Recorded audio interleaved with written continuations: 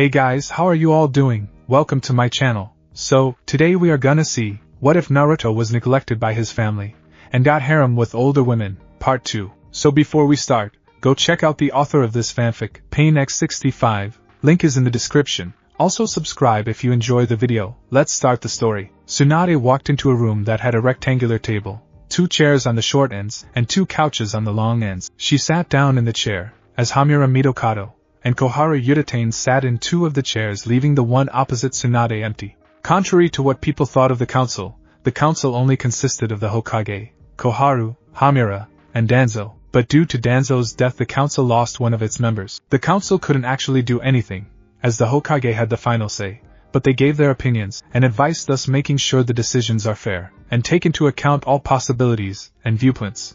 Hamura and Koharu were 2 of the 3 remaining members of the escort unit. Tsunade sighed, as she looked at the 2 elders of Konoha. Let's get this other with, she said. As you know, we wish to discuss the last remaining Uzumaki, Hamura said. Tsunade knew where this was going. And what about Naruto? Koharu was the one who spoke next. The ability to create and use the chains, only those of the Uzumaki clan use those chains. The Uzumaki chakra chains are on par if not greater than Hashirama's Mokutan, Hamura said. As only clan members could use it, we believe it is a Kekkai Genkai. Tsunade raised an eyebrow. And what makes you think it is a bloodline? Tsunade asked the 2. Kushina had a genin team, Koharu said, placing a folder on the table. Members of Team Kushina were Eureka, Gazuru, and Kamachi. We believe that Kushina tried to train them to use the chains. Hamura looked at Tsunade.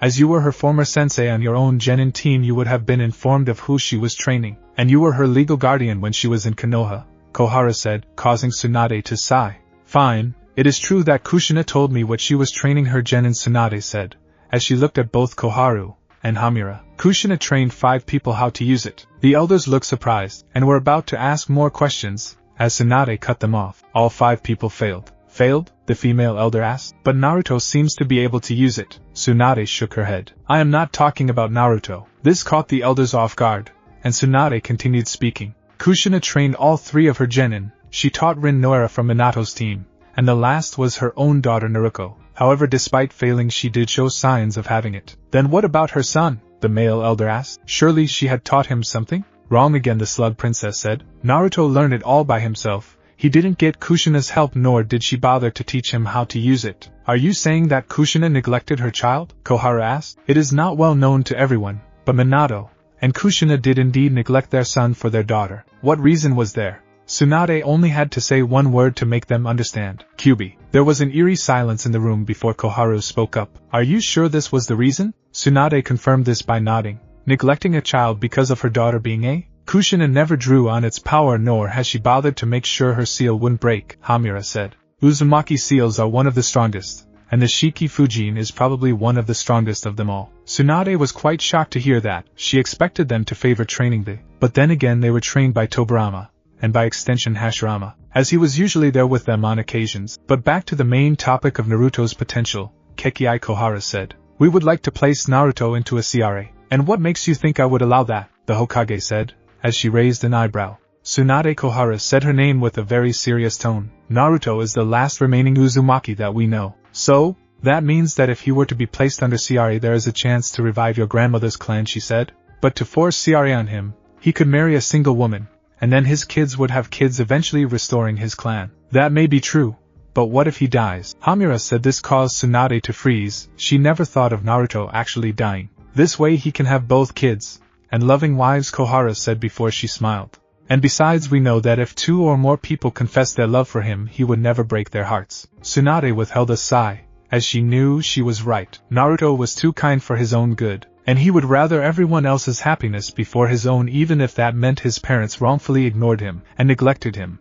A child never forgets, after all. Even if he hated his parents, he wouldn't stop them from having their own happiness, in a way that didn't include him. You could mistake him for an Abdurrahim for how long he could hold grudges for, but he seemed to drop it after their deaths. Tsunade was surprised that they didn't care about the Kyubi that was out there somewhere. We realize what would happen when the law would be placed on him, Hamura said. And think about it this way, Tsunade, Koharu said. He was neglected by his family, and he probably found a new family such as you. He would probably want to have a family, and make sure he never turns out to be like his own parents. Hamura nodded. Think about his happiness, Tsunade. Tsunade thought about it for what seemed like ages. Naruto would most likely accept the feelings of more than one girl, and she did want him to be happy. Even though she saw he was happy, she wanted him to be truly happy. Naruto would probably gather a harem of women by accident due to his inherited looks, kindness, etc.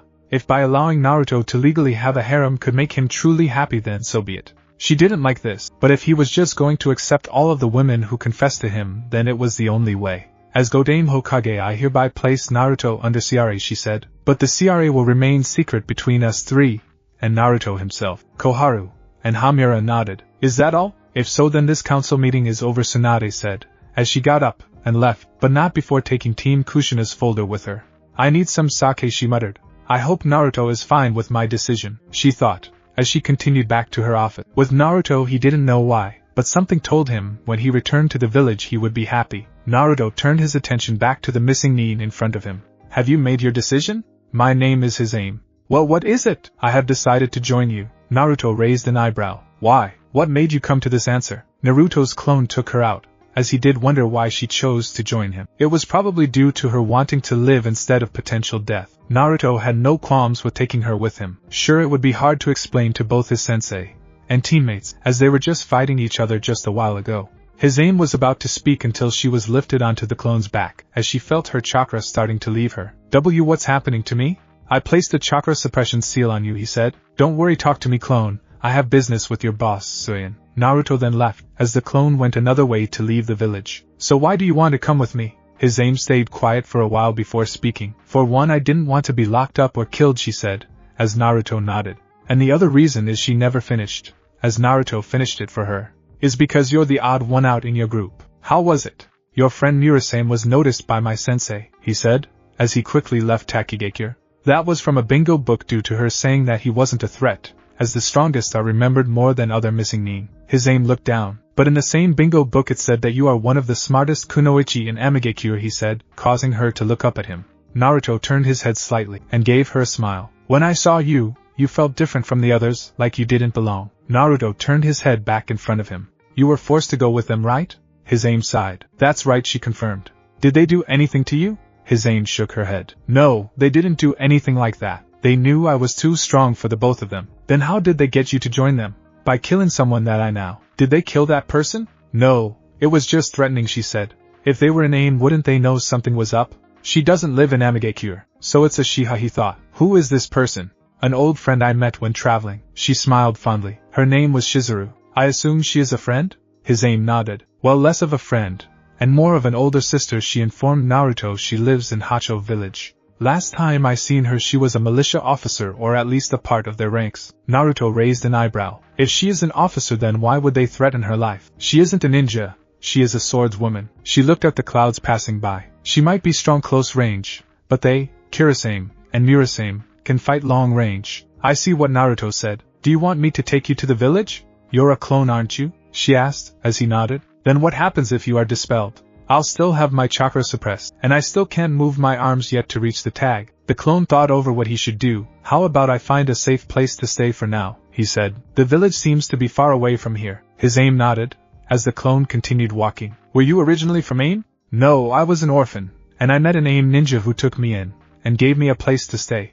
I see what Naruto said. You know, I could try to get you into Konoha if you want. I mean, it wouldn't hurt having an attractive woman in the village, he said, causing the kunoichi to blush. He was a charmer. Naruto walked in silence, as his aim spoke to him. Thank you for this, she said. The original Naruto went to find his sensei and teammates, as they were fighting the other shinobi that were attacking the village. He might be able to convince them to spare his aim when he got the memories from the clone back, or from a clone the clone made. Naruto saw Sasuke and Shino heading toward him. Shino, Sasuke, are you okay? We're fine, but Shino could use a bit of help. Your chakra or body? My chakra, I have a few bruises, but I should be fine, Shino said. Naruto then got out a single military ration pill. He handed the pill to Shino.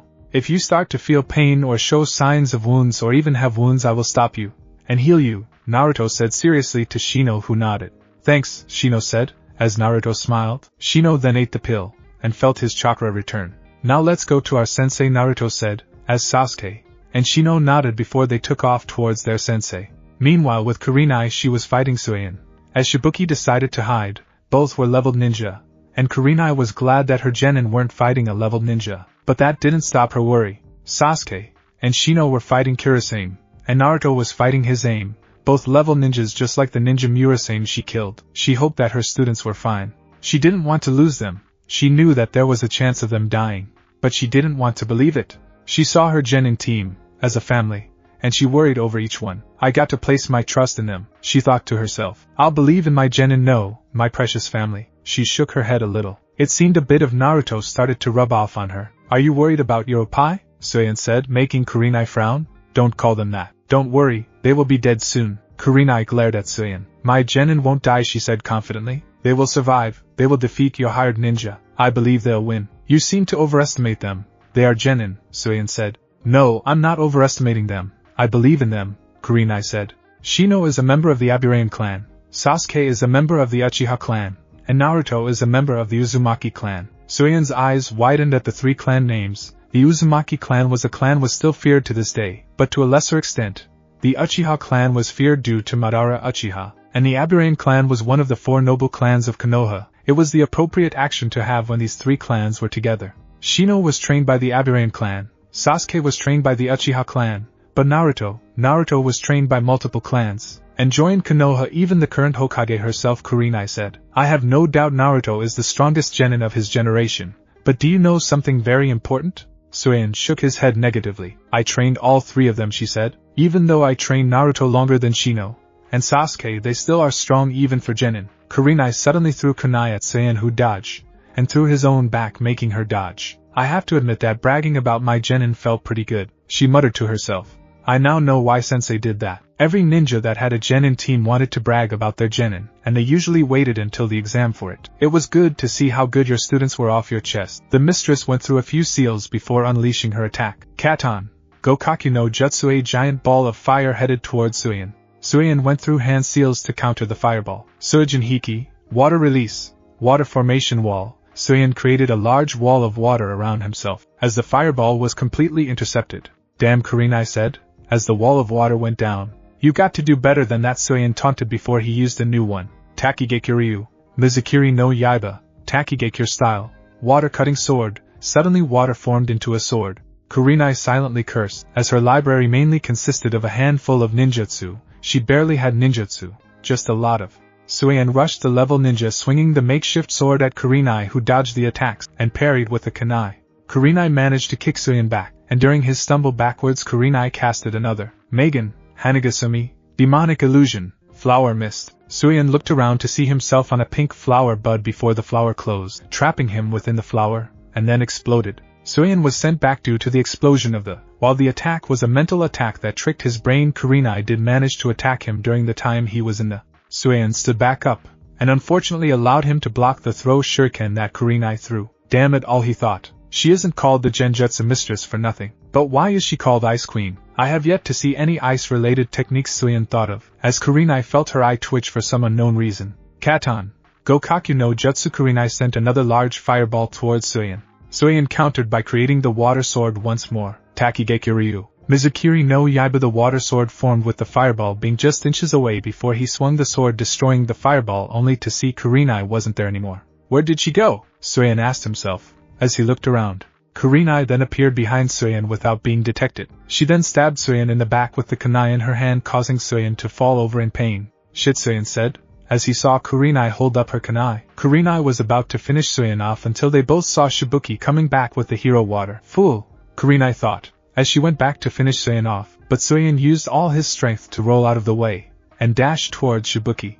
Kurenai threw shuriken, and kunai at Suyin, hitting him in both the back and the legs, causing him to fall, but taking down Shibuki with him too. Suyin ripped the bottle out of Shibuki's hands, and drank a drop of the hero water, and already he felt his chakra increase tenfold. Ha ha ha ha, Suyin said. I feel so powerful, he exclaimed. Kurenai glared at Shibuki for basically giving Suyin the hero water. Suyin disappeared in a burst of speed, and appeared in front of Kurenai, punching her in the gut, and sending her flying across the lake before appearing on the other side of said lake, and kicking her back. Damn it, Kurenai muttered, standing up. That water has increased his speed, as well. What's wrong? Suyin taunted. Am I too fast? He smugly asked. Suyin went to drink more of the hero water, but noticed it was gone. Where did it go? He shouted in confusion. Kurenai sensed three familiar people near her, and she smiled. They were able to defeat their opponents, level ninjas defeated by fresh genin.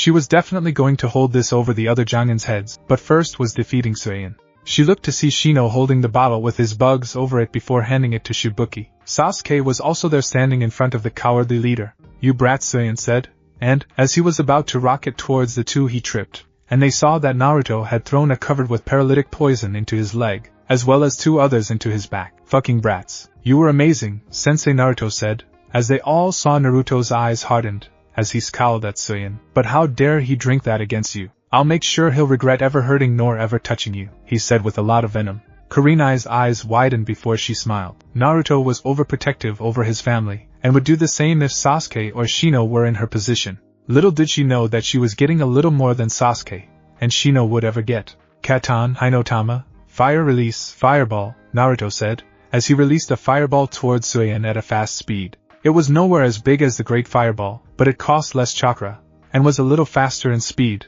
and casting time. "Suiton," Sujinhiki Suyin said without having to make hand seals, as the wall of water appeared once again blocking the Suiban. Sasuke said, as he created a whip of water to attack Suyin, and successfully hit him to the side leaving an opening. "Hijitsu, Mushi Tatsumaki, secret technique, insect tornado," Shino called out to him, covering Sun's body. Surrounding the body that created a fast-moving tornado with Suyin inside. Suyin's body emerged, as he seemingly broke out, as Naruto ran up to Suyin during the time he was in the insect tornado. "Right-un," Kodo Yasu. Naruto's palm gathered lightning chakra, and he palm thrusted Suyin, shocking the missing-nin, and sending him back. Kureani had a look of pride on her face, as she watched her team fight Suyin, and use teamwork against him. Suyin got up while muttering something about brats. Suyin took a breath. "Wait, take a breath? Why am I starting to get tired?" "That would be me," Naruto said. "Out of the 3 I threw, 1 was covered in paralytic poison. The second was covered in a poison that would lower your fatigue, which is why you are tiring right now." "And what about the third?" "The third was coated in a lethal poison," Naruto told him. "Depending on which lethal poison I use, you will start dying in seconds or minutes." Naruto's lethal death-causing poison had multiple time limits, with the poison that would kill the victim ranging from instant to weeks, as he already went over. He had multiple vials of the poisons he made and carried, and many vials for different death-inducing poisons based on their time range. Suyin struggled to stand up, as chakra gathered around his body. "That is it, you brats," Suyin said. "No more playing around." Chakra flowed through the area, as suddenly Suyin disappeared from view, and kicked Sasuke before doing the same to Naruto. Naruto, while being sent flying back, opened his eyes to see Suyin in front of him. "Give me the antidote," Suyin yelled, as his fist connected with Naruto's gut. "And never," Naruto said before he went flying into the tree. Naruto coughed up a little blood from his mouth. He watched, as Suyin was fighting his teammates, Sensei, and even Shibuki, who drank a small amount of the hero's water. Naruto got up. "If I can just place some seals on him, as well," Naruto said, as he pulled out a seal. Looking down at it, his eyes widened. It was Hochiki. Naruto's eyes widened, as he remembered what he was thinking about when they were walking to Taki. Taki had a nanabai. The nanabai was a kabutamushi, a large flying insect with 7 tails or 6 wings, and 1 tail if you want to get technical. Naruto held the seal in his hands. His sensei Kurenai was handling Suyin just fine until he drank that water. So was it fine to call on the nanabai, fine to use the seal to draw the or the towards him? It could go wrong, or it could be perfectly fine. Naruto did want to meet nanabai anyway. One thought from Naruto decided it. Screw it, he placed the seal on him, as he placed his chakra in it. Mai is being drawn away, shining hot. As he tried to hold back he looked to see Naruto standing up with the seal he gave him. What is he doing? It must be part of a plan. He wondered before thinking of why he was doing this. Meanwhile in Takigakura, tan-skinned Kunoichi with short, spiky mint green hair and orange eyes was sitting away from the whole village. "I hate this hell," she said aloud, not caring if anyone heard her. "It seems there is fighting in the village," the nanabai inside her said to her. "Like I care what happens to the village." Nanabai was very quiet for a while. "That chakra, it's familiar, but very small," they muttered. "So it isn't but a pseudo-Jinchuriki? What are you talking about?" She was a little interested. "There is nothing to worry about," Fu the nanabai said. "Just thinking about something." "Alright then," the now named Fu said instead of communicating mentally with the nanabai was going to think of the small tiny amount of chakra until it suddenly stopped. "That smell. You okay? Fu, do you smell that?" Nanabai told her, as Fu sniffed the air. "I do," Fu said as she sniffed. "It smells delicious. Go over to the source of the smell." "What? Why? It smells delicious, doesn't it?" Nanabai asked, as Fu nodded. Fu had to admit the smell was delicious. It almost made her drool, and it seemed to make Nanabai go crazy over it. "Whatever the source of that delicious scent is, take it. Man or woman, plant or some weird mechanism, take it. Fu started to go towards the scent, as she blushed when the inside talked of taking the source by any means necessary, even by extracting it through sags. Combined with the smell of whatever the scent was, and the fact Nanabai was talking about sags, Fu had a blush across her face until she shook it off. Fu managed to get to where the smell was, and she saw a blonde-haired teen around her age, and the smell was coming from him. Take him, the Nanabai suddenly shouted. He is the source. Extract the source of that smell. Nanabai, Fu mentally stuttered. Meanwhile with Naruto he looked over to see a girl with mint green hair. Is she the? He thought before turning back to the seal. If she was drawn her by this seal, I have to make sure the Aburame clan won't be able to draw her or make her immune to the scent. It looks like I have some experimenting to do, he thought, as he was about to rejoin the fight. Hey, Fu said, causing Naruto to look back at her. She didn't exactly know what to say with Nanabai going on in her head.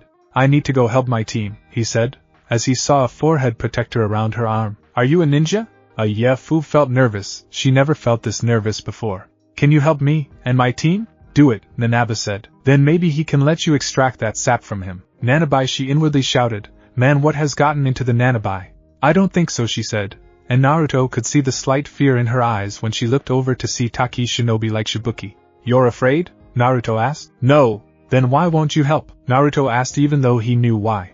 It is because no reason. You're aren't you? Naruto said, as he walked over to the... How did you know? She asked with fear, thinking of what was going to happen. Naruto placed a hand on her shoulder. I knew it before. You did? Naruto nodded. Yes, the holder of the Kyuubi, he said, shocking her. How about this then? If you help us fight the guy who drank the hero water, I can get you out of the village. You can? Fu said with hope before she narrowed her eyes. Why should I believe you? You shouldn't, he said. To you I am just a stranger. But the in my village, Konoha, was never hated. She was never hated by the villagers? Naruto shook his head. She was lucky, and had something new, and the other would die for, he said. And because of that she got cocky and arrogant. He muttered the last part. If what you're saying is true, then would I be able to live freely in Konoha? Yes, my godmother is the current Hokage, and we will keep your status hidden just in case. Naruto said so. You can live in Konoha freely without fear, he said, as he extended his hand for her. She looked at his hand before she grabbed his hand. I accept. Naruto smiled at her words before turning serious, as he looked towards Suyin.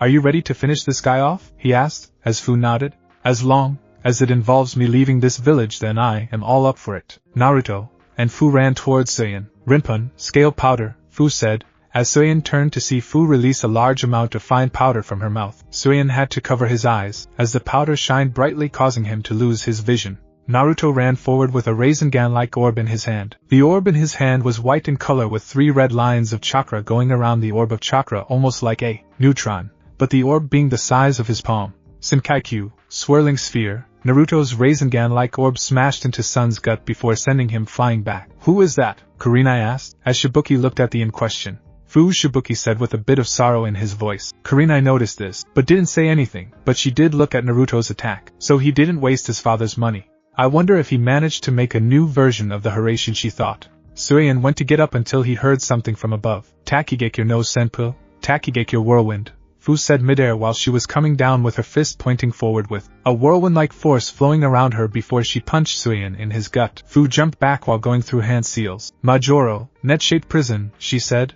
as she emitted a web in the form of a net. The net was encased in a green light.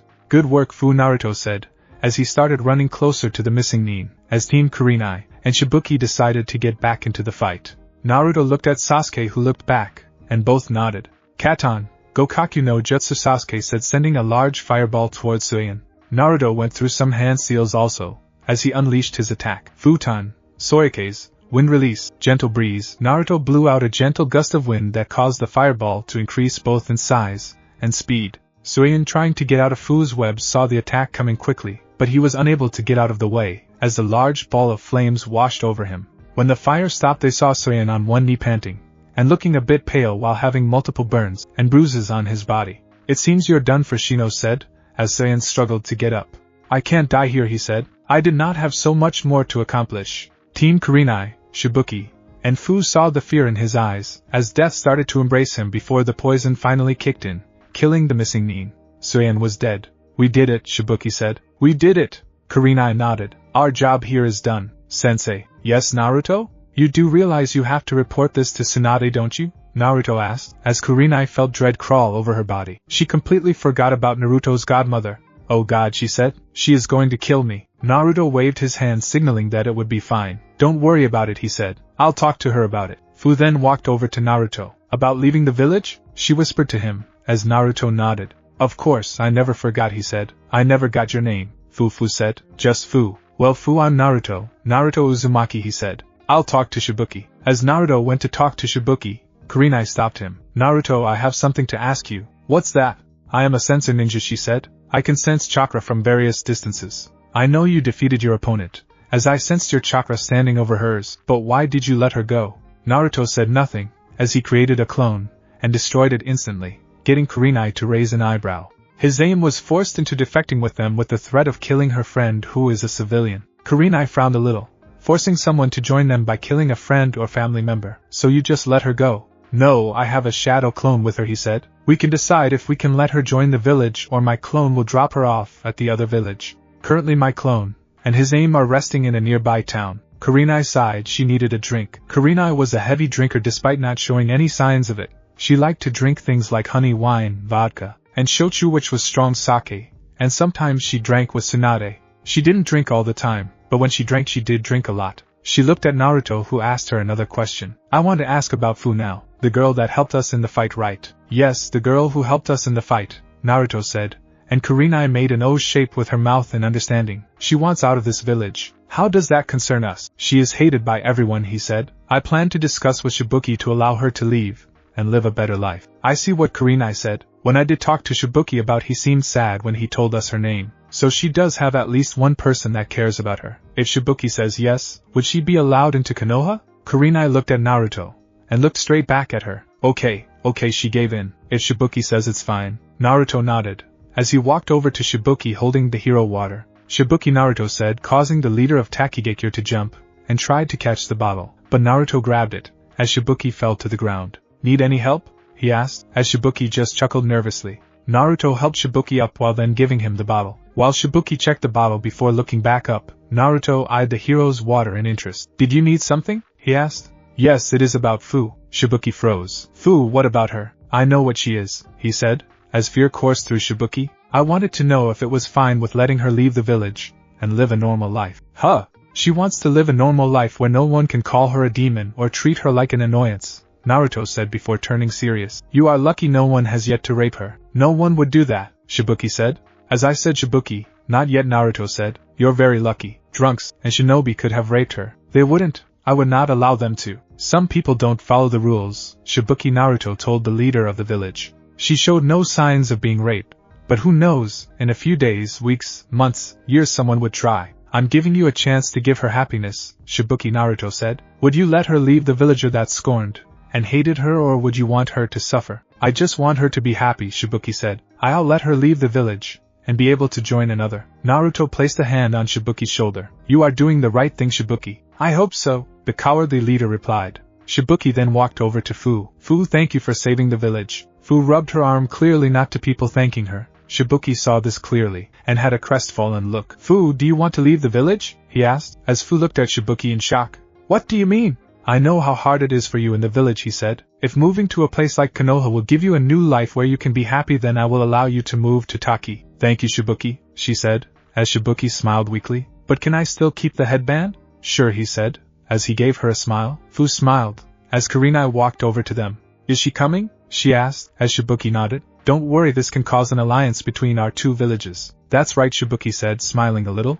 I will increase your payment for this mission. Kurenai nodded before turning to Team 8 and Fu. Okay, you four, we are leaving for Konoha. The four nodded, as Naruto brought Shino and Sasuke up to speed, but left out a few details just in case. Naruto also got Shino to put chakra into the Hochuki, and watched as it worked, and he was very surprised that Fu didn't respond to it. But when he put his chakra in, Fu seemed to change, probably due to the within her.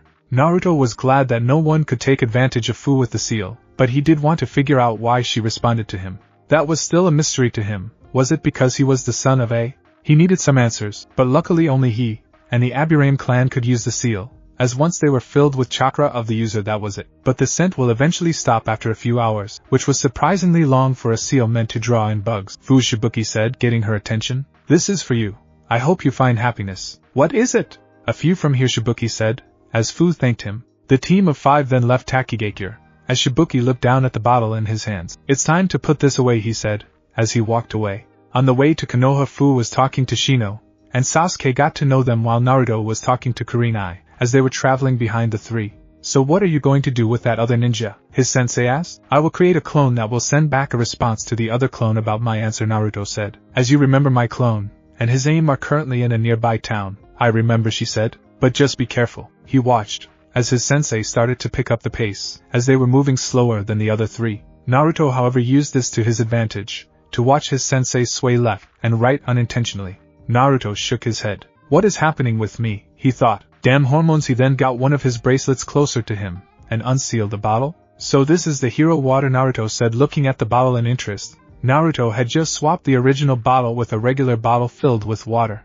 He was able to grab a bottle from one of the houses in Taki, who leaves a bottle that looks exactly like the bottle he was holding just outside. It probably was a spare one. Apparently the water, despite the increase of chakra, took years of your life. Who knew?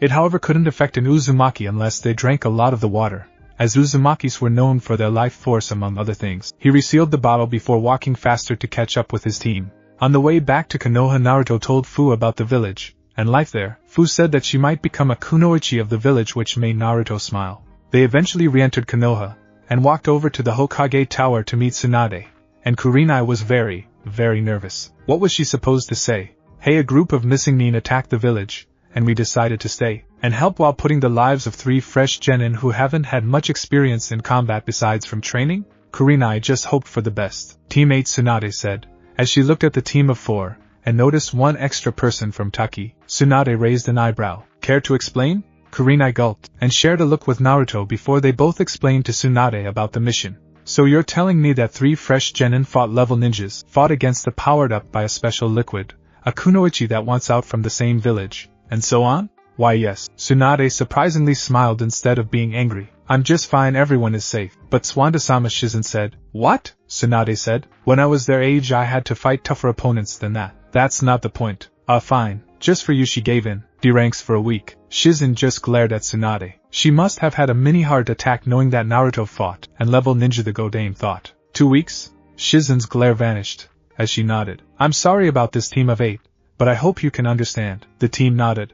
Alright, you can get paid now, but Naruto, Kurenai, and Fu, was it? You stay. Once Shino and Sasuke left, they discussed what happened with Fu, and she learned she was and the village leader allowed her to leave and join Konoha. Here you go, she said, handing her a Konoha headband. Shibuki would probably send your files over, and you can become a Konoha shinobi after a week or so. Fu nodded. Thankfully, Hokage-sama. Fu took off the Taki headband and replaced it with the Konoha version. There is also where your living arrangements should be, Shizen pointed out. Yes, you do need to find a place to live, Tsunade said. How about the Senju compound, Naruto said, getting everyone to look at him. The Senju compound is one of the largest in Konoha, so it should be fine to give her a room there. Tsunade smiled. Hear that, Fu? You'll be living with us, Tsunade said, while living in one of the homes there. Thank you, Fu said. She was shocked, as she was technically living with a Kage.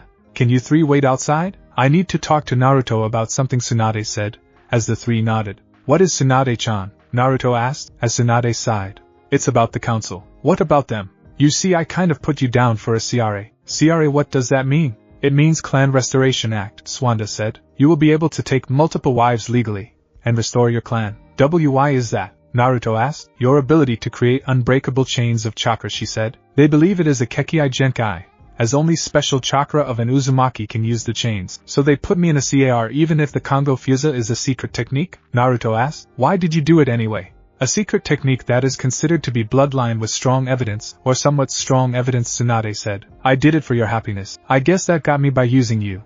And I know you'll accept any girl that confesses to you anyway. I just did it for you to be happy. Naruto didn't know what to say. She did it for him, and it did allow him to have a legal harem. Thank you? He struggled to say anything until he thanked her. Huh, you did it for my happiness, right? So then thank you for caring about me so much. Tsunade just smiled when Naruto smiled at her before she stood up and walked over to the door, and both exited the room. Let's go home. And I think Shizen wants to talk with you, she said, as she whispered to him. And keep the CRA a secret, okay? She saw Naruto nodding before she looked at Kurenai.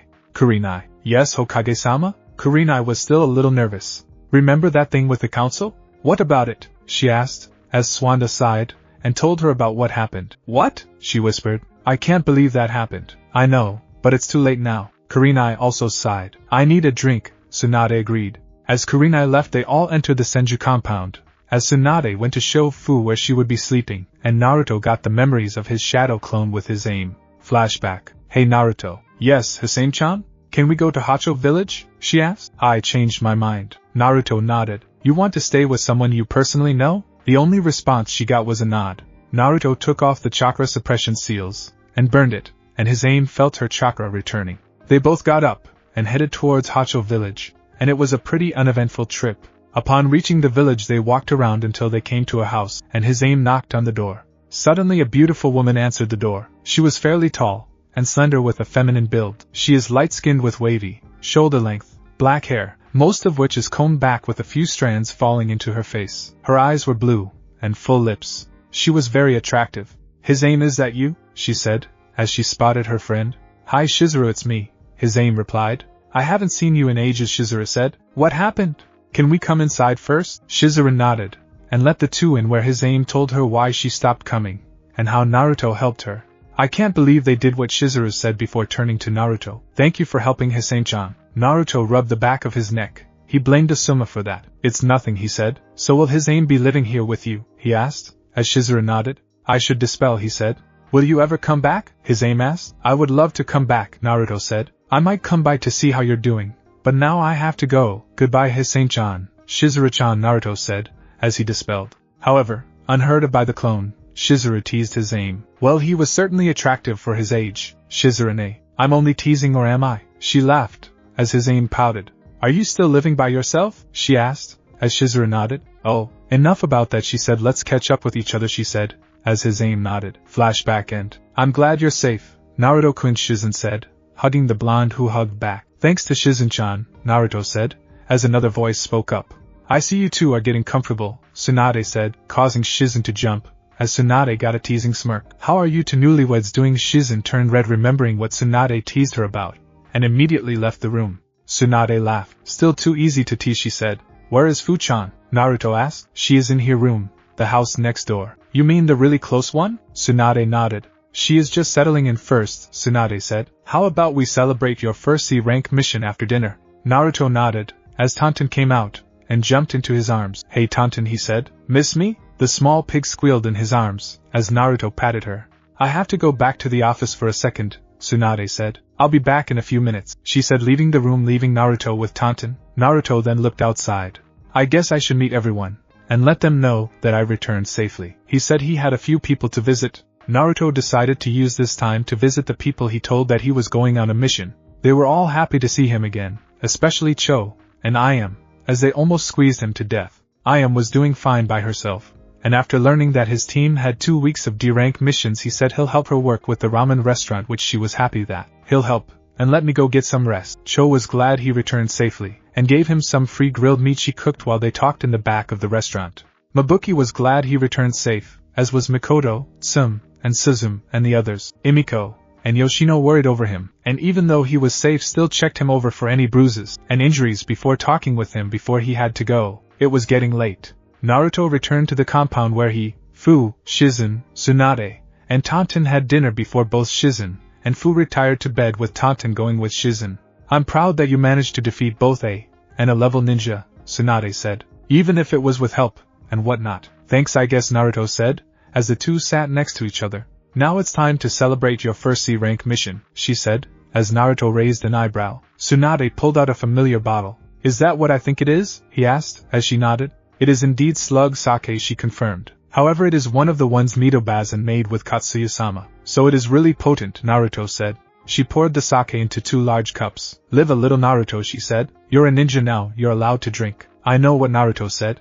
Then drink. It's a celebration, Tsunade said, as she raised the glass, as Naruto did the same. To celebrating your first C-rank mission. To my successful first C-rank mission, Naruto said, as they clinked their cups together. Naruto drank the sake, as did Tsunade, and they talked about it, as they continued to drink the sake. When they finished the first cup, Tsunade filled up the cups again, and again each time they drank all the sake in the cups. They did this until the sake bottle was completely empty. It's empty, Naruto said before Tsunade pulled out 2 more bottles. I brought more than one, she said, as she handed him a bottle. The two started to drink from the 2 bottles they had. Is this what being drunk is like? Naruto thought, as he continued to drink. Getting a Uzumaki drunk was pretty hard, and Mito probably made this sake to get drunk, since Tsunade's grandmother was an Uzumaki that made her a quarter Uzumaki, and more likely to get drunk more quickly than him. Naruto had to say he never once thought of the possibility of getting drunk or drinking so much alcohol.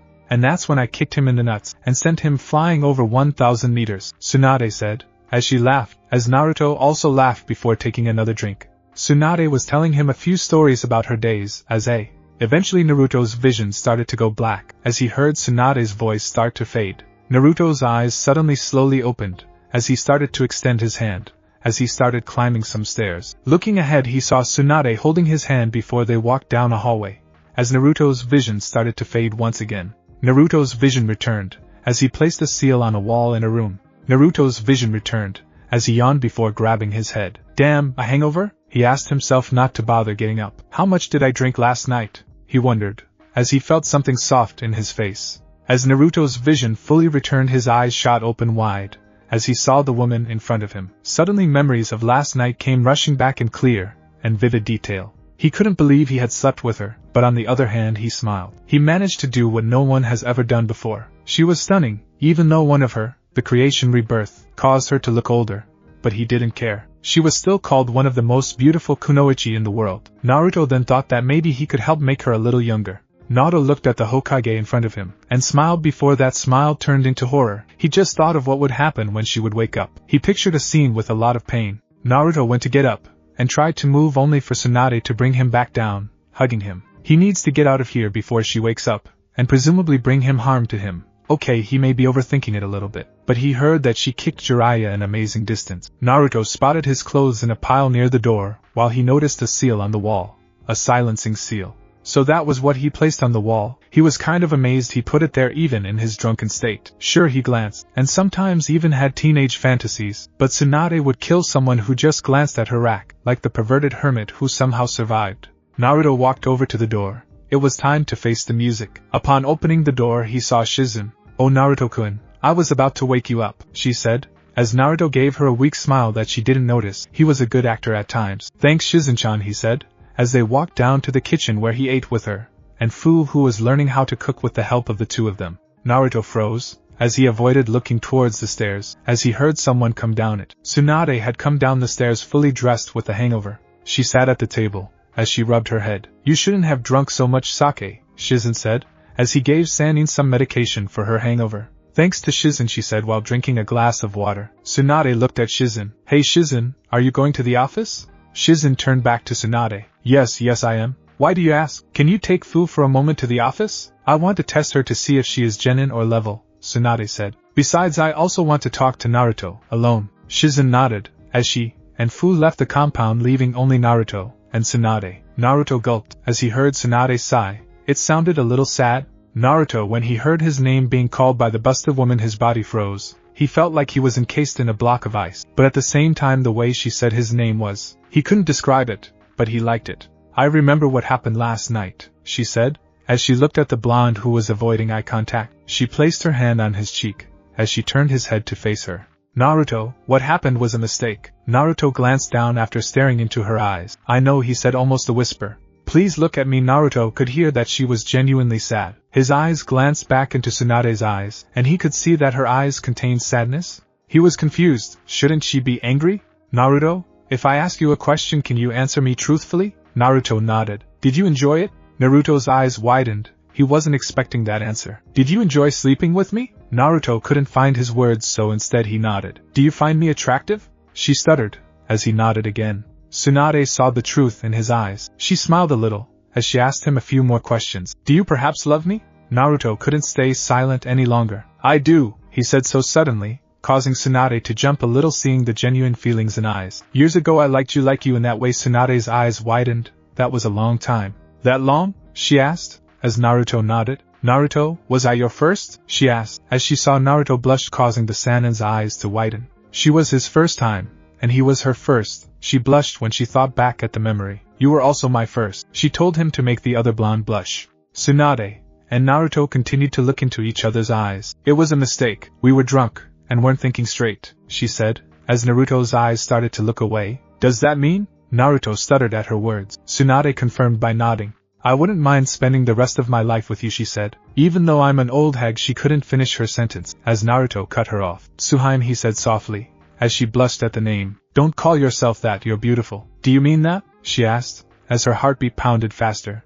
I mean every word, he said. I don't care if you're older than me. I like older women, he said, making her blush. Naruto. Yes, Tsunade-chan. I loved you like a son, as I raised you along with Mikoto after what Kushina and Minato did to you, she said, as she now had passion in her eyes. After our first time I thought about it a lot. I had a lot of time to think. Even if it was just a drunken escapade, I realized something, she said. I experienced something I haven't felt in a long time, love. Tsunade started to caress his cheek with her soft hand. During my thinking, I realized that my love for you had moved beyond a parent's love. Naruto looked into her eyes. He couldn't look away even if he wanted to. Tsunade watched how nervous he was, and found it cute to see the boy no man she knew was calm, and collected, now nervous, and blushing adorable. I guess it does, she said, as she continued to smile at the blonde. We are now officially a couple. Naruto gave her a true smile. I'm glad, he spoke softly. Naruto-kun, do you remember what I told you yesterday? About the CRA, right? She nodded, as she searched the fridge for some steak to bring to the office. You know you can have multiple wives, right? She had a teasing smile when she turned around to see him blush. Naruto then smiled at her. I'm glad you will be my first wife, he said, as it was now her turn to blush. What do you mean? We already had sags with each other, right? He asked. And we are now already a couple, as you said earlier. You are technically my first wife then. Tsunade walked over to Naruto, smiling, as she thought of it. Then I'm glad, as well, she said. However, next time we have sags, whenever that will be, I want to do it without being drunk. Me too, she said. Now it's time to go to Narukoi, she said. Naruto then followed. He couldn't believe it. First he had sags with Tsunade, then she became his first wife of the CRA. He didn't care about age, and he did wonder if he could actually create a de-aging potion. If the hero water could increase a person tenfold, but at the cost of the user's lifespan being cut shorter, it could be used in reverse. Many people smiled when they saw Naruto smile, as he walked down the street clueless to his thoughts. When Naruto entered the office after Tsunade, Shizen and Fu were waiting. Shizen, can you tell the rest of Team 8 to take it easy for the day? Shizen nodded, as he did, as she was told, and once she disappeared from view, Tsunade pulled out a sake bottle. Okay, Fu, we are going to test you to see if you're genin or material, she said, as the Nanabi nodded. The three now found themselves at a training ground. Tsunade took a sip from the bottle, as Fu and Naruto stood apart facing each other. Remember, this fight is only a friendly spar, no killing or wounding, and I think you remember how this goes, so begin. Naruto and Fu jumped back while going through hand seals. Hiden, Rinpungakyo no Jutsu Hiden. Hiding in scale powder technique. Fu then started to exhale a large quantity of fine powder from her mouth, due to its luminous quality. It shined so brightly Naruto could barely see. However, Naruto performed on his own. Futon. Soike's Naruto blew a gentle gust of wind that pushed the fine powder back towards Fu, and when the powder was gone, Naruto could see Fu. Takigekyo no Senpafu then crashed into the ground, causing a crater. When the dust disappeared, Fu noticed Naruto wasn't there. She heard a voice, however. Katan Hinotama, Naruto said, as he shot a small ball of flames towards her. The fireball was fast, and she was able to get out of the way of the attack. Rinpun Fu sent more fine powder from her mouth, hoping to blind Naruto. Naruto quickly started going through hand seals. Futon, Okikuiki, wind release, greater breath. Naruto exhaled a large gust of wind from his lungs, easily pushing aside the scale powder. The technique was a lot stronger than the gentle breeze, and it caused a lot more damage. Fu got blinded by her own technique, as the wind started to push her back a fair bit. Naruto took this opportunity to get close. Fu's vision came back, as she saw Naruto approach. Takigekiryu, Mizukiri no Yaibafu created a sword made of water, and slashed Naruto horizontally. Fu widened in panic, as the blade of water cut through him, only for Naruto to disperse into smoke. It was a clone. Her eyes widened, as she eased down, seeing that she didn't kill him.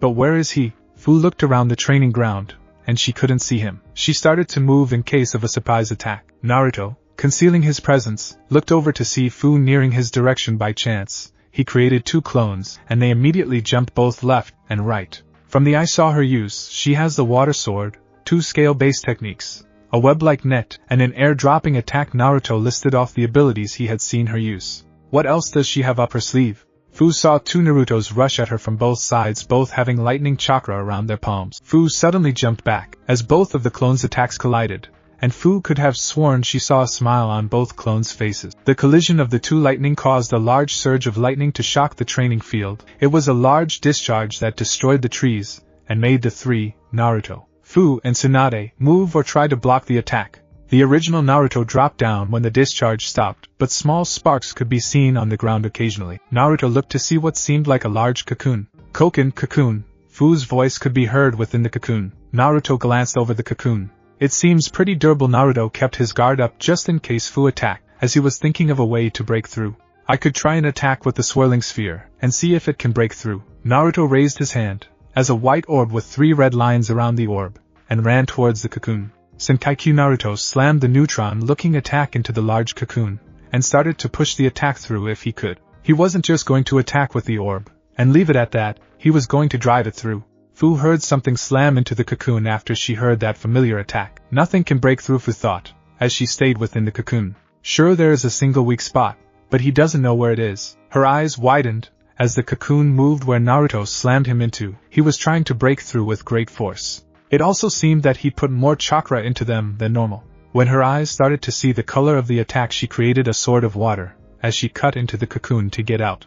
Naruto watched, as his attack started to push into the cocoon, only to see Fu jump out from the cocoon. That's a pretty good defense you have, Naruto said with a smile. And that's a pretty good offense you have, as well, she said back with a smile, as she suddenly attacked with a Suiden no Jutsu, water release, water bullet technique. She expelled a large quantity of water in the form of a powerful torrent towards Naruto. Naruto went through his own hand seals to block them. Doton, Sakizo, earth release, stone statue. Naruto created a giant statue of a praying man that blocked the water. The technique created by Naruto allows him to create a stone statue to come from the earth to be used as a shield or for statue making. He created another technique using a seal to summon it like the Rashomon, but sadly he didn't have it on him nor did need to. The summoning version of the technique basically reduced the time for the statue to rise from a few seconds, depending on size, to instantly by using a seal. He could make them any size he wanted: desk size, animal size, human size, and giant size. Okay, that's enough, Tsunade called out,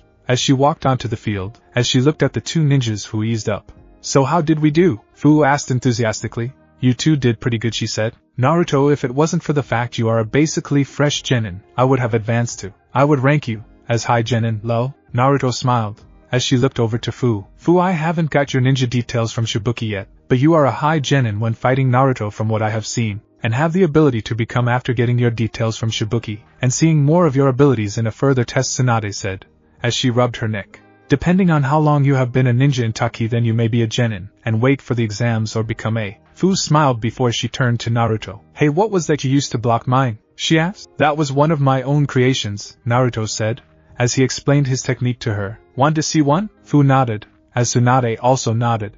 Naruto created a statue of a human-sized praying man, and a human-sized female angel. Those are pretty good, Fu said, as Tsunade nodded, as she looked over the statues. Oh yeah, I just remembered something, Tsunade said, causing the two younger ninja to look at them. There is an exhibition for new art, and many people are coming to see it. You should enter, Tsunade said, as she looked over at the statues. She had to admit the praying man looked amazing, and she had to admit that the female angel was good to look at. She had to wonder where he got the inspiration from. It looked a little familiar. I don't know what Naruto said, but I'm a little unsure. Come on, it'll be fun, Fu said with a happy tone. When is it? Fu asked. I believe it will be in 3 to 4 weeks, Tsunade said, so you still have time to think it over. Naruto nodded, as the three started to walk back to Konoha. Much to Tsunade's dismay, she didn't want to go back to the office. She leaned over to Naruto, who was fiddling with a storage seal that held the statues he created. He could have destroyed them, but that would be a waste of art. Somewhere a red-haired shinobi smiled. Sometimes he destroyed them or watched them get destroyed, as when Fu attacked with the water, it may not have fully destroyed the statue, so he destroyed the rest of it. The best thing about it was hard for someone to use it without knowledge of the. Sure, people could copy the technique, but they couldn't create any of his statues. It was a lot more complex than just making a fancy earth wall or statue.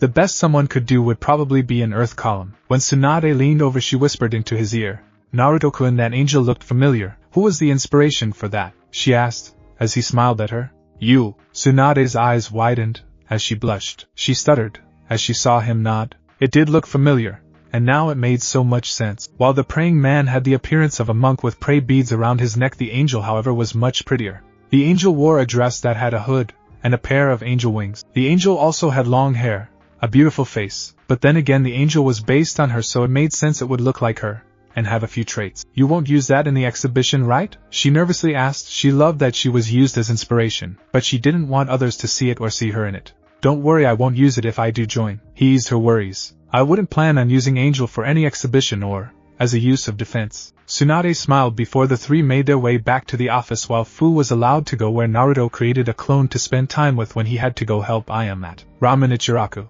Ayam. That didn't ease the sudden pain in his heart. She was a civilian, and even if she knew of the CRA, that didn't mean she would accept it. Even if they weren't in a relationship, the signs of their current relationship was already showing to be more than just friends. She would be heartbroken if she found out he slept with another woman. Naruto could tell she liked him romantically if the kiss when he got back was anything to go by. If he never got drunk, he would have never slept with Tsunade, and he wouldn't feel as guilty as he is now. Guilt, a foreign emotion to him. He never felt any guilt before, not even when he had murdered his parents, sister, and the many house guests. He held no guilt, no regret, but when he thought of Ayam after sleeping with Tsunade, he felt guilty. For a young woman to be in love with a monster like him, it just made him feel worse. Shaking the thoughts from his head, he would have to think that over later. He looked over towards Tsunade, who walked over to him and gave him a kiss on his cheek. I'll see you tonight. She walked away from him, and Naruto left. He was heading for Ramen Ichiraku, and he felt like crap. He wondered if she would join the CRA, but she probably wouldn't.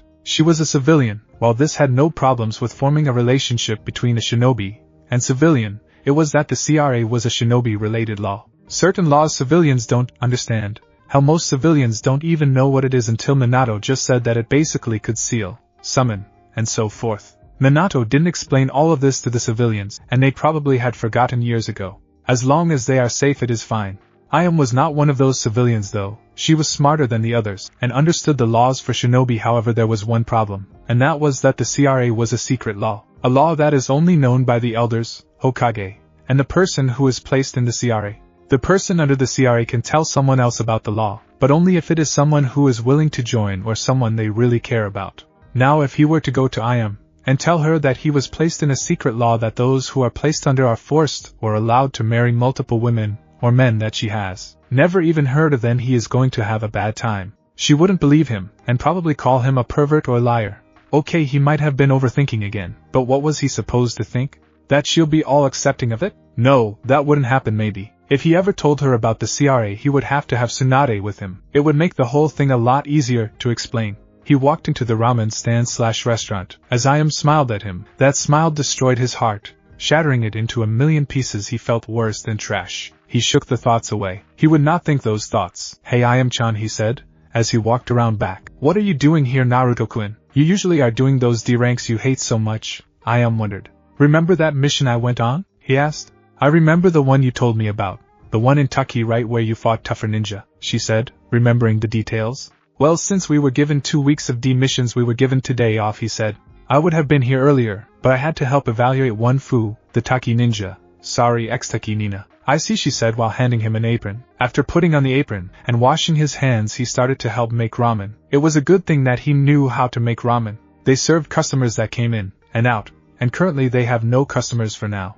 Maybe I should order some ramen with extra Naruto, she said into his ear. That made him blush a little. She wanted to stay like this forever, but sadly that was not to be, at least not right now. She and Naruto glanced to the front, and still no customers. She turned to face Naruto, who was caressing her face. We'll finish this later, Ayam, he said, as he stopped caressing, much to her dismay. Soon enough a customer walked in, and they went back to serving. They shared a look after the customer paid, ate the ramen, and left after thanking them. The look they gave each other said, I hope that since he is here, then it won't cause an increase in customers too much. How were they supposed to do anything if they had too many customers? Naruto could create clones, but clones can disperse, and if they dispersed holding a cup of ramen, well, you are going to have a bad time. It was better to not use clones, and save the ramen. He liked ramen, he liked it a lot, but he was not addicted to the stuff like Naruto. She was addicted to the stuff. He ate it occasionally, but not all the time. It was one of his favorite foods. Eventually the end of the day arrived, and they closed up the ramen restaurant. Thanks for the help, Naruto, and Ayam said. No problem, Ayachan, he replied. I'll stop by tomorrow after D-ranks, he said,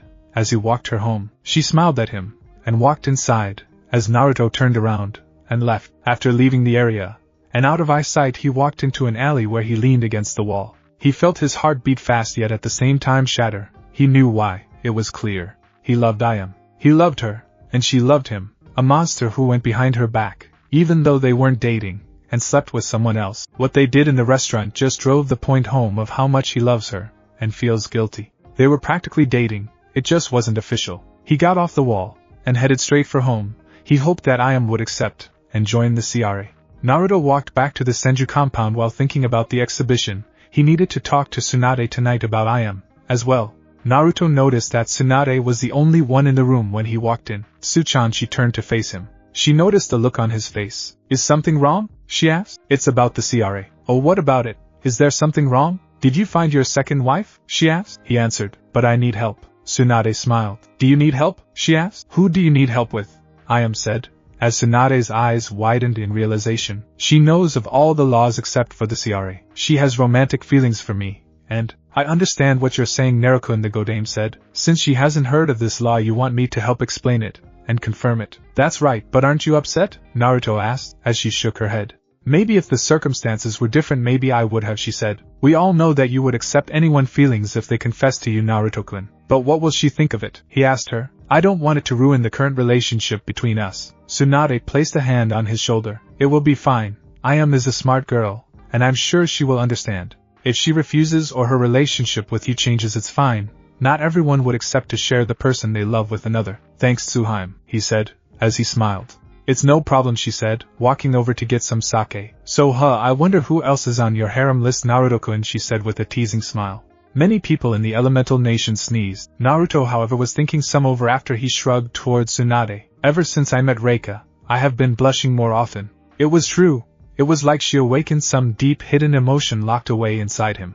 Naruto decided to get some rest for the rest of the day. Tomorrow he will be doing D-ranks with his team, and he pondered if he should join in the exhibition. It was the next day, and it was time for the best part of the day, D-ranks. No one liked D-ranks, but they still did it due to the pay for said missions. The only D-rank mission Naruto liked was the Torah mission. Not only did the Torah mission give more pay than any other D-rank, as Shirjimi paid a lot of money for her precious Torah, which Naruto gets a bonus from, it also allowed him to talk to Shirjimi. And with the talks with her he learned some very important things. Who knew that Shirjimi and her husband weren't having the same connection as they did in the past? That's right, Shirjimi wasn't happy with her husband, and that was why she was giving so much care to her cat. It did explain many things though, and when she was talking with him she wasn't even squeezing Torah, she was happy just talking with him. At first she talked about Torah, and, as time went on she started to talk about other things like her marriage. He kind of felt like a host when they talked together in a room all alone.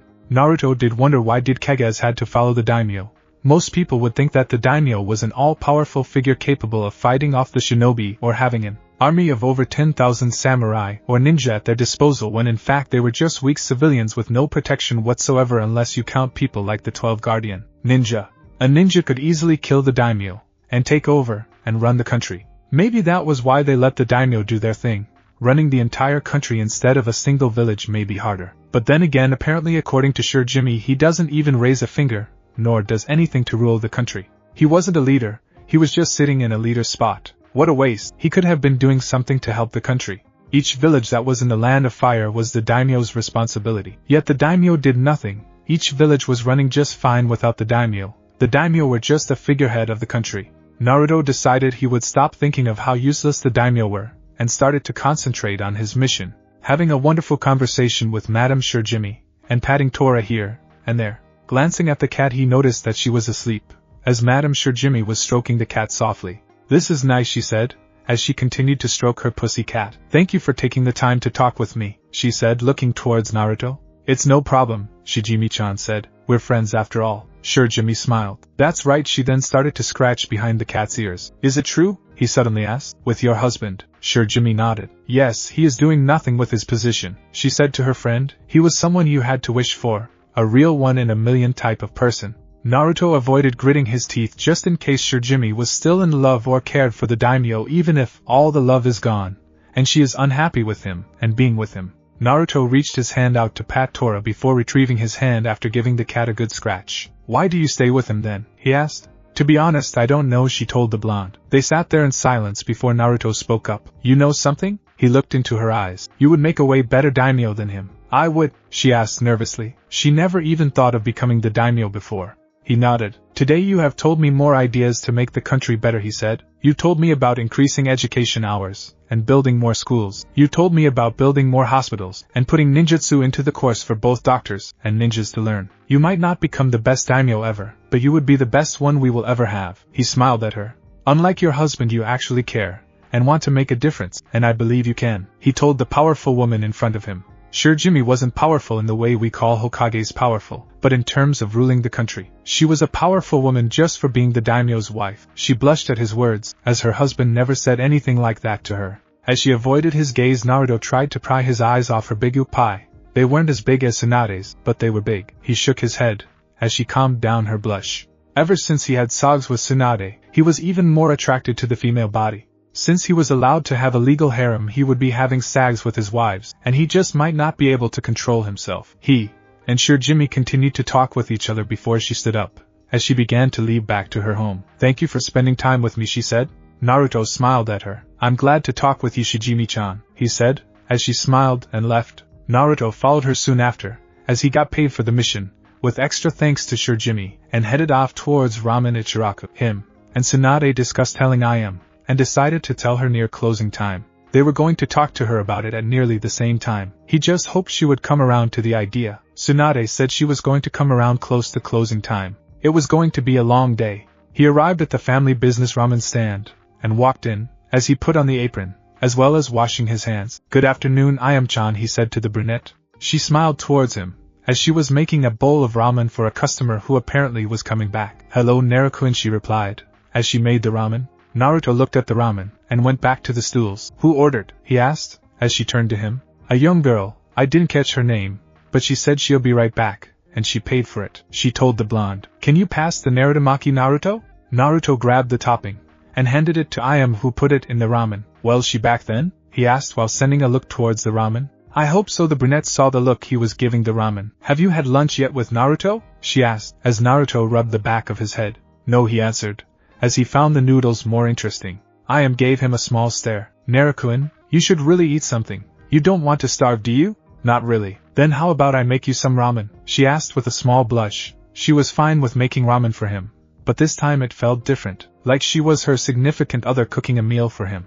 Naruto nodded, as he put his hand in his pocket before Ayam's hand stopped him. This one is on the house, she said, as he smiled. She made him one of the more expansive ramen from the menu with extra narutomaki. Naruto thanked her, as he began to eat his ramen. While he was eating his ramen, Ayam noticed Tsunade behind him, signaling her over towards her. She was about to open her mouth until Tsunade put a finger on her. Ayam looked towards Naruto, who was savoring her ramen.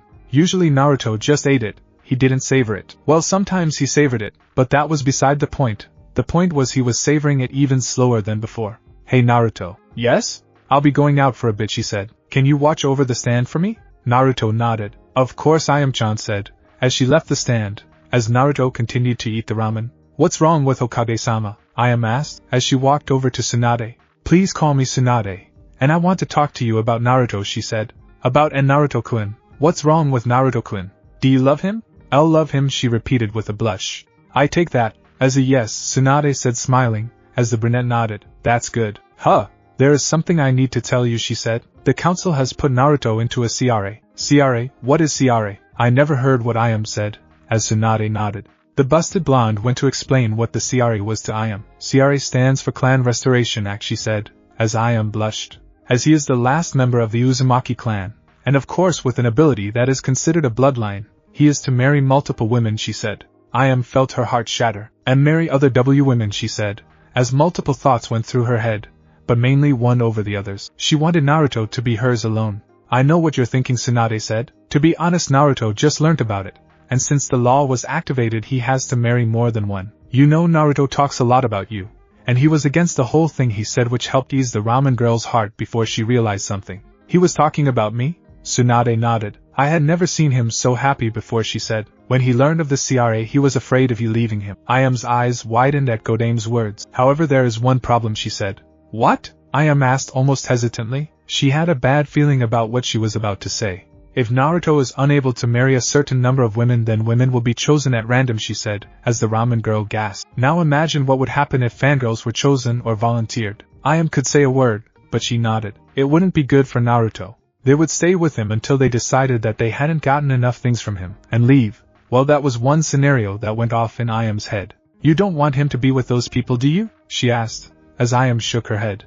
I'm not telling that you should just accept the CRA and share him, but to follow your heart and get him before someone else does. Tsunade started to walk away. You might not get another chance to get together with him, she said, as Iam turned her head back to Naruto, who was washing the bowls in the sink. She's right, I might not get another chance to stay with Naruto-kun if I have to share Iam's thoughts. As she started walking back towards him. Then so be it, I just want to be with him forever. As Iam walked towards Naruto, Tsunade was smiling at the soon-to-be second wife of Naruto. There you go, Naruto-kun, she thought, as she stepped out of her hiding place. I hoped I helped you and her to get together, and don't expect me to help with another one. She then went back to the office. Naruto Iam's voice could be heard, as Naruto turned to face her. Do you like me? Of course I like you, he replied. Tuchi's daughter shook her head. I meant, do you love me? Naruto just looked at her, as if she was crazy. Of course I love you. Didn't our kiss mean anything? He said, looking a little hurt. Iam saw the look on his face, and quickly waved her hands in front of her. It did mean something, she quickly said. I meant, well, if I... Are you okay, Iam-chan? If a certain law required you to marry multiple women, would you still love me? She asked, as Naruto's eyes widened. I was told by Tsunade-sama that you were put into a clan restoration act. She saw his eyes sadden. Yeah, the law was placed on me, and I can understand if you... Iam silenced Naruto by putting her finger on his lips. Shut up, she said, as she removed her finger. I understand that you have to marry for them one woman, and I know you accept nearly everyone's feelings for their own happiness, but I do want you to be forced to marry random fangirls that will only use you, she said before she latched onto him. I don't care if I have to share with you anymore. I just want to be with you. I might not get another chance to be with the one I love. Iam pulled away and smiled at Naruto. I want to make our relationship official, she said. I love you. Those words hit Naruto hard. She admitted her feelings for him, a monster. I love you too, he replied. Naruto felt a great weight being lifted off his chest. He had no more worries about being with both Iam and Tsunade. They were going to be harem sisters after all. Naruto glanced over to the ramen that was still there, and decided to keep it warm before a familiar voice called out. Sorry, a feminine voice said. I had to go chase something up. Naruto turned to see Hanabi. Hanabi-chan. So it was you who ordered the ramen. Naruto and I. What are you doing here? She asked, as Naruto handed her the bowl of ramen. I'm helping Iam-chan while her father is sick, he said, as she nodded, as Naruto took in the 11-year-old's appearance. She currently had long brown hair that went down to the middle of her back with one single lock of hair falling into her face. She also had the Byakugan of the Hyuga clan. She was wearing a sleeveless blue v-neck shirt with mesh armor underneath, blue pants, and shinobi sandals with white bands around her ankles. Over her shirt she wore a tan vest jacket. Naruto smiled as he watched Hanabi start to eat the ramen, a trait he might have a hand in making. She wasn't like the other Hyuga clan members. She smiled, and had a carefree attitude, and was very kind and caring to the other clan members, especially the branch members. Naruto wondered what would happen if Hiashi lived. Would his little sister become like a Hyuga, or would she stay the same like her mother? Whatever the reason, he just happened she didn't change much after the death of her father and sister after they died by his hands. She had an innocence that he never had, and while the death of her father and sister destroyed some of that innocence, she still had her innocence, if that made sense. To Naruto, innocence was lost by killing another living being, and other people dying just happened while killing required you to take the other person's life. So how are things, Hanabi-chan? He asked, as she looked up to him. It has been alright, she said. Me and Ka-chan are running the clan. Well, mainly Ka-chan. We are planning to get Niji to become heir and remove the curse mark. Naruto ruffled the younger Hyuga's hair. That's good. But there is something else too, isn't there? He asked, as she nodded. She slowly nodded. The elders probably won't allow it though, depending on my ability. And how Niji does then, the clan head is still undecided, she said. I overheard them talking about a seal though. She looked up to see Naruto looking towards the Hyuga clan with a frown. Is that so? He said darkly. The look he had sent a shiver down her spine before he looked down to her with a smile. Don't worry, Hanabi-chan, I will never let them do anything to you or Hikari-chan. He hugged Hanabi, who hugged back before she went back to her ramen. Naruto looked to see Iam walk in. I just checked on father. He is slowly recovering, and should be back up in a day or so. Hanabi finished her ramen before an idea flashed in her white eyes. Hey Hanabi-san. Yes, Hanabi-chan? When Tuchi comes back, can you help me with my training? She asked, as Naruto nodded. I can help with your training, he said. I would love to help In his eyes, Hanabi would be the only person in this world he would ever see as a sister. If he had a choice of helping Naruto or Hanabi, he would choose Hanabi over Naruto any day. He wondered, would she be jealous of Hanabi? What were Minato And Kushina's thoughts when they watched their precious daughter die. What were their thoughts when they, and everyone around them died? He then frowned. They were in the afterlife, and frankly that didn't sit well with Naruto. They were in eternal bliss. He clenched his fist. He was not finished with them just yet, and they didn't deserve to live or exist in bliss while he had to live with the scars of neglect and abuse. He wanted them to truly suffer. He wanted them to suffer even in death. He wanted to completely destroy them. He wanted to make them impure. They didn't deserve to be seen as pure. Naruto walked home after helping Ayam, and promising to help with Hanabi's training when Teuchi got better. He was going to make a stop at the Senju library or the spare scroll of Senju, and he had to recreate it. Oh, he was still going to learn all but what was stopping him from recreating or modifying an existing technique? When night came, as Naruto was heading off to his room, he was stopped by Tsunade, who took him to her room. He was confused until she told him that since they were married through Ciare that he was allowed to sleep with her in the same bed. Naruto liked sharing a bed with another person. The feeling of waking up sharing your body heat with a significant other was simply wonderful. He woke up to see Tsunade with her arms around him, and her large upai pressing into him. Seems Tsuchan was a cuddler. He smiled, as his arm went over Tsunade's form, and pulled her closer. This caused her soft upai to press against him even more. He could lay here for hours, but eventually all good things must come to an end. After Tsunade slowly woke up, they both headed downstairs, and started their day. Naruto knew one thing though. Tsunade looked very cute when she was sleeping next to him. He then did a few D-ranks, and team training followed by helping Ayam at Ramen Ichiraku. He asked Ayam if she told Teuchi about it, and luckily for him she didn't. He then went on to explain that the Ciare was a secret law, and it couldn't be told to anyone, and only that he, the Hokage, the elders, and others he was going to marry or married can know of it. Ayam sadly understood, but she smiled, and caressed his cheek when Naruto told her that one of his wives would have a real wedding. Ciare weddings were handled differently than regular weddings. They would all be given a ring to show they were married, as the marriage would be in secret. The Hokage would do the ceremony, as the ones being married would get married. The only people that would know of the marriage would be the elders, Hokage, the one under Ciare, the multiple wives, and a few others who may know of the Ciare. All in all, dreams of having a perfect wedding were kind of shattered with the Ciare. However, one can have their dream wedding though, as while the marriages were a secret, the one under the Ciare can have one known wedding, as to show that they were married. For example, he could have a Ciare wedding with Tsunade, and a wedding with Ayam that people could be invited to. The wedding meant that other females would see that he was off the market, while in actuality he could still marry after the wedding or use the wedding to signal that he wasn't going to marry any more wives. Soon Teuchi was up and about, as he was cooking ramen once again, and now Naruto was across from one Hanabi Hyuga. "Okay, Hanabi-chan, it's time to see the progress of your training," he said with a smile, as she fell into a fighting stance. "Byakugan, White Eye," Hanabi said, as she channeled chakra into her eyes, as her veins could be seen around her white eyes. "I'm ready, Anai-san." Naruto smiled, as he started to shift into a fighting stance, as well. "Then come at me." As soon as those words were heard, Hanabi quickly approached Naruto, throwing strike after strike trying to hit Naruto. "Your Juken, gentle fist, is getting better, Hanabi-chan," he said, as he dodged, and occasionally grabbed her wrist, and threw her arm back. Then she surprised him with an unusual technique he never expected a Hyuga to do.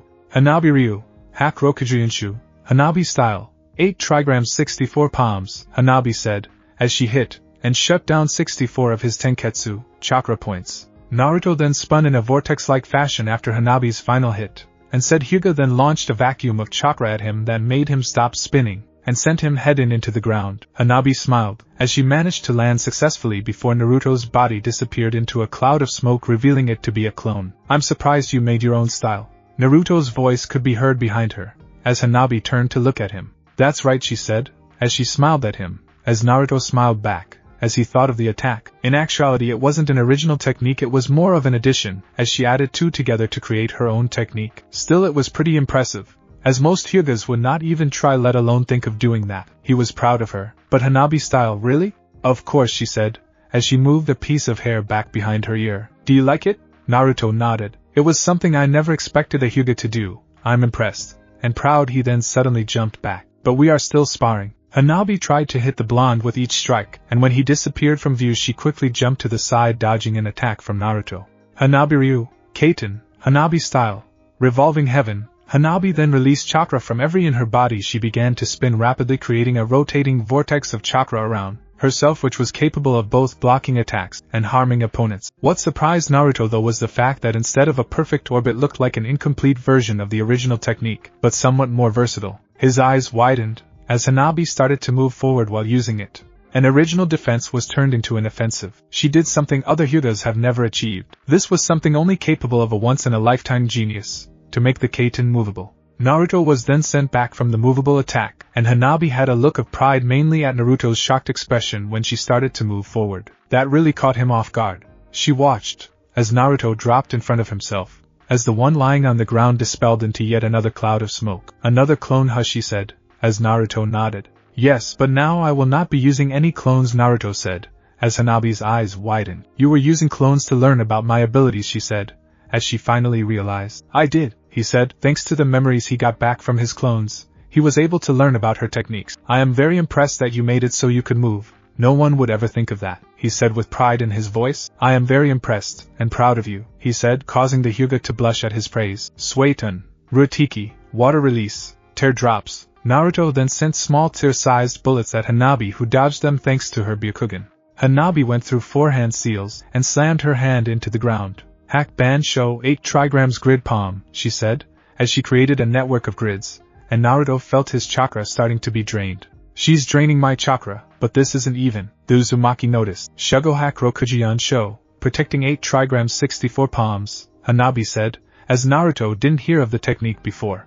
Hanabi started to emit a constant stream of chakra from her palms, and Naruto noticed that they were actually extremely thin, sharp blades. Hanabi shaped the chakra, and sent the attack towards him, and Naruto noticed that a few of his tear-sized water bullets were cut into pieces. Naruto grimaced, as his drained chakra was slowly taking effect. Good for him, he had a large pool of it. He jumped back from the enclosing attack, and was soon out of reach, as he performed his own Katan Hinotama. He shot a small fireball, and then he witnessed her change from offensive to defensive. Hanabi started to create much larger, stronger, and more flexible, arc-shaped chakra blades that spread out across her entire attack range, forming a barricade, and watched out how easily his small fireball was destroyed. You had another technique up your sleeve, he said, as he made sure to stay outside of the grid. It's a technique I created by myself, she said with pride, and a look of happiness. I took what you said to heart about my clan's techniques, so I created this technique, as well as a few others. Naruto remembered what he said to her. Flashback. How was that, Nai-san? Hanabi asked, as Naruto smiled at her. You did pretty good, Hanabi-chan, he said, as Hanabi, who was on her back on the ground, stood up. Let's go again, she said, and when they did, Naruto dropped down, and his legs swept her off her feet, and Hanabi was once again on her back. Damn it, she said, as she stared up at the sky until her head was lifted, and she looked up to see Naruto's face smiling down at her, as her head was resting on his lap. Hanabi-chan, do you want to know why you keep losing to me? Is it because you're older, and have more experience? She asked, as he shook his head.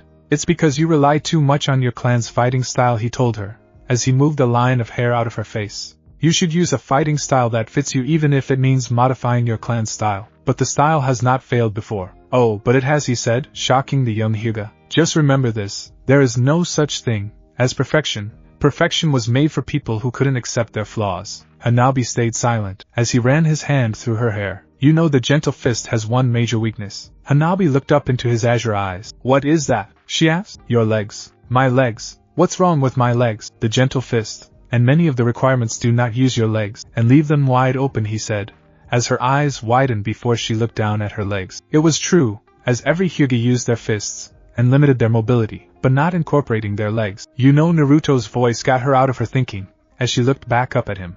I believe you can create a technique that can involve your legs, and incorporate it into your clan techniques. Do you really think so? She asked, as he nodded. Then I'll do it. I'll create a technique that will involve using my legs, even if it is only for something as simple as moving, she proclaimed with her fist in the air, as Naruto just ruffled her hair. But she lowered her hand, as she just looked up at him. Can we stay like this for a little while longer? Naruto smiled down at her. Of course, Amuto. Flashback end. Naruto smiled, as his eyes were closed. He opened them, and looked at her. You really did, he said, as the grid on the ground disappeared.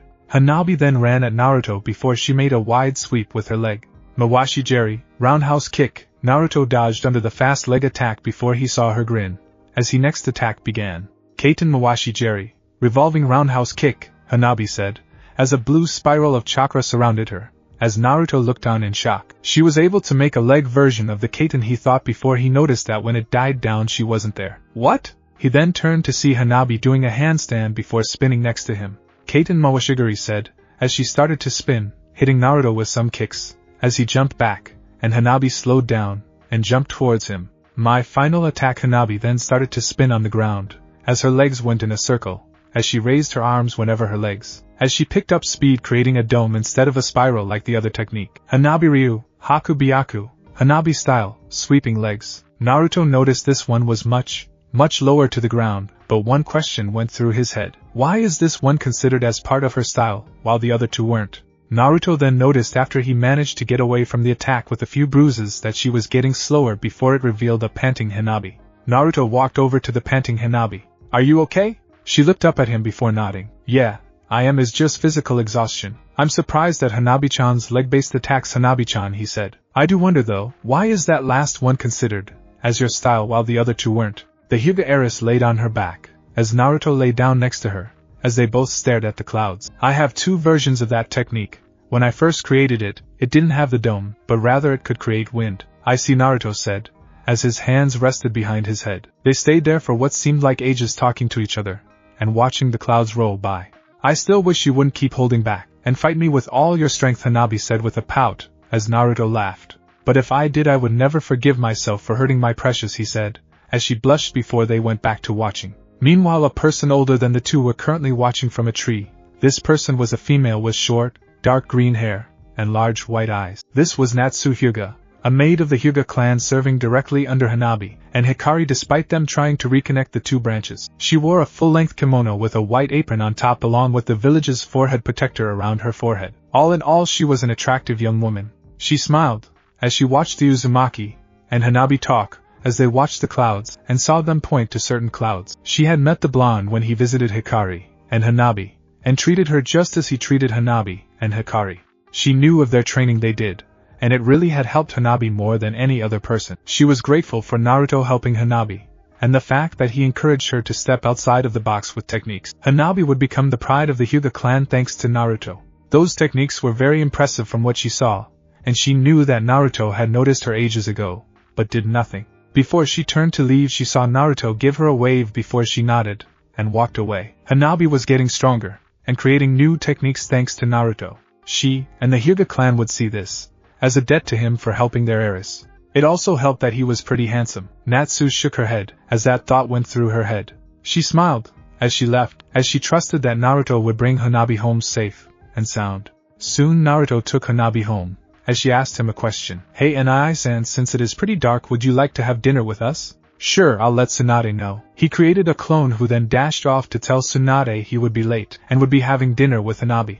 Naruto and Hanabi entered the Hyuga compound, as he followed the heiress through the halls, as many of the Hyuga smiled at him. When he and Hanabi were walking down the halls alone, he created a clone after seeing Hanabi's grandfather looking pissed when they passed a slightly open door. He got the memories back from Tsunade telling him to have fun, and the clone went to check on the Hyuga elder, and the one responsible for continuing the curse seal. All the Hyuga elders were responsible. It was time for Naruto to get his hands dirty again, but this time to save a clan. Tonight all the main branch elders will die, but not before they suffer the same fate as the branch family. Hello Naruto-kun, Hikari said, as she looked over to Naruto who came in after Hanabi, who just smiled as she sat down next to her mother. Hikari has fair skin, and long, dark purple hair slightly past her waist, and side bangs framing her face down to her shoulders. She was wearing a long-sleeved kimono. Her eyes were closed, and when she opened them he saw white eyes showing that she had to be a Kugan. She was beautiful, very beautiful. Hayashi was a lucky bastard for sure. Hanabi took more of Hayashi's appearance while Hinata took on her appearance, but both of her children had inherited their father's skin tone, as Hikari's fair skin was much lighter, and it just added to her beauty. Hello Hikari-chan, he said. Even if you didn't invite me, thank you for letting me stay here if only for a while. Hikari giggled, as she gave him a beautiful smile. That's fine Naruto-kun, we do enjoy your company after all, she said with her eyes shut. She usually had them either open or closed, and whether they were open or shut she still looked beautiful either way. Hikari then turned to Hanabi with a smile. Especially Hanabi-chan. Keikao-san, Hanabi shouted. What are you implying? Hikari just giggled at her daughter. Nothing Hanabi-chan, I was just teasing, she said before she opened one of her eyes, and looked into Hanabi's own. Unless you actually? Hanabi then put her hand on her mother's mouth, silencing her, as the older woman closed her eyes. Ignore her, she said with a smile, as she looked over to Naruto, who said nothing during the whole thing, but nodded slowly, unsure of what to exactly say. Hikari opened both of her eyes, and looked towards Natsu. "Natsu-chan, take a seat with us." "I'm sorry, Hikari-sama," but Natsu tried to say something, but was interrupted by Naruto. "Natsu-chan," his voice got her attention, as he gave her a sad look. "You should sit with us, even if you're a maid, and a member of the clan. It doesn't matter to them, so please sit with us." Natsu was about to protest again, but the look in his eyes made her weak, and she found herself sitting next to the blonde, as Hikari smiled at her. Hikari's wide eyes glanced over to Naruto, who sat there smiling at her, causing the matriarch to smile back at the Uzumaki. Soon they started to eat the meals Hikari and Natsu prepared, and it was pretty good. They were both very good cooks. "So Hanabi, how was your date?" Hikari asked, as Hanabi snapped her head over to her mother. "It wasn't a date, it was training. A boy and a girl by themselves," Hikari said, as her Byakugan eyes looked into Hanabi's own with a soft smile on her face. It seemed like she was keeping her eyes open from now on. "I hope you didn't make me a grandmother too soon," she said, as Hanabi just blushed red. "Keikasen," Hanabi shouted. "We only trained. Training for your wedding night? Keikasen." Hikari giggled at seeing her daughter blush madly, as even Natsu blushed. Naruto and Hikari shared a look, as Naruto grinned. "Don't worry, Hikari-chan, we used protection." "Nisan," Hanabi shouted, as her blush darkened along with Natsu's. They weren't expecting him to go along with her. Hikari covered her mouth with her kimono, as she giggled before lowering it, revealing a smile, but Naruto could see something else. Sadness. Even though she knew he was just joining in on the joke, she probably wasn't expecting that. And it could have been true, she didn't know what they did together. It seems that Hikari had started getting feelings for him, as well, but Naruto had to admit he had never seen Natsu and Hanabi so red before. "That's good," she said. "But remember to keep using protection until I'm ready to have grandkids," he said. Hanabi and Natsu were basically tomatoes. Hikari saw the look Naruto gave her that said we need to talk, and she nodded at him, who smiled warmly at him. Naruto's clone was staring at the Hyuga elder, who was pissed that not only that his son had died, but that there was a chance a branch member could become the clan head, and mainly the fact that 2 pairs of the Byakugan could have been stolen. Naruto could wait for a perfect opportunity to kill the elders, like if an invasion were to happen, but due to the conversation he had with Hanabi, it seemed like there was no more time for him to wait for a better option. Naruto had knocked out the elder from his blind spot thanks to the training with Hanabi with her Byakugan activated. Naruto jumped down from the roof and walked over, as he got the elder's brush and ink from the table. He would make the elder suffer until he died. Naruto was glad he decided to look over the Hyuga scroll, as it contained a certain seal he wanted to look over. The Juinjutsu known as the caged bird seal, created by the main branch to protect them, but to Naruto he only saw it as slavery. They gave Naruto a few ideas, but he looked over the seal and learn how to remove and use it. While he was going to wait until he got permission to use the techniques, even though he really couldn't due to not having a Byakugan. He did look over them for this occasion, for when he wanted to remove Niji's seal or for what he is doing now. The only he learned from the copied scrolls he borrowed from the clans was and for good reason. It was now time to remove the old generation. He was only going to kill Hanabi's grandfather, and there weren't that many main family members to begin with. Once Hanabi's grandfather dies, then that would spark despair in the hearts of the other main family members. Only 3 people held power in the clan, and that was Hikari, Hanabi, and the elder whose name didn't matter to Naruto. Niji could join them, but the elder held too much power, and favored the old days, and wouldn't let a branch member become head. And he would rather have Hanabi become the head, but due to Naruto's influence it caused him to seek desperate measures. In the end he had to die. Naruto's clones moved the brush and ink over the old man's head, creating the seal. He then started to make a silencing seal on a slip of paper, and activating in the room, and making sure the door was firmly closed. "Hyuga Soke no Juinjutsu, Hyuga main family's Juinjutsu," Naruto said, as the seal was created on the old man. Despite being named the main family, it was dubbed the caged bird seal by the branch members. Naruto could have taken the dojutsu from the old man, but he decided not to. He would bring the old bastard suffering, but this way would be even more suffering, especially with the knowledge of the seal and all its functions. Naruto suddenly kicked the man before he hid. The Hyuga elder woke up violently and looked around for whatever or however woke him up. He went to activate his Byakugan, as Naruto smirked and activated the seal. The elder grabbed his head as he fell to the ground before struggling to make his way over to his mirror, and he noticed that he had when his pain stopped. "No," the elder said in horror. No, this can be happening."